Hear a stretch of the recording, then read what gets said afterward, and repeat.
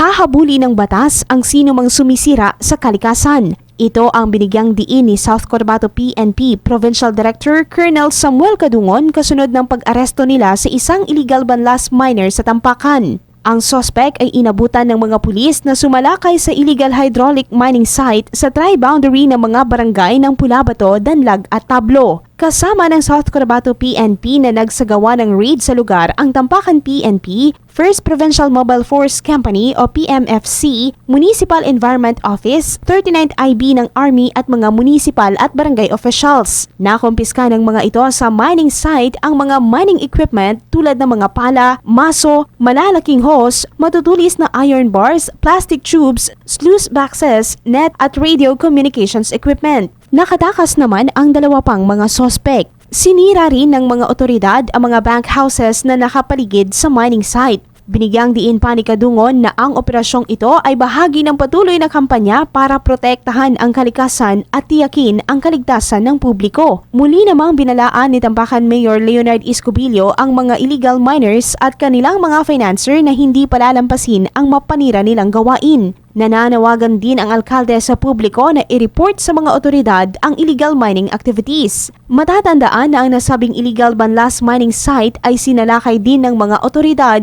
noong Hulyo. Grace Torreta, NDBC, Bida Balita.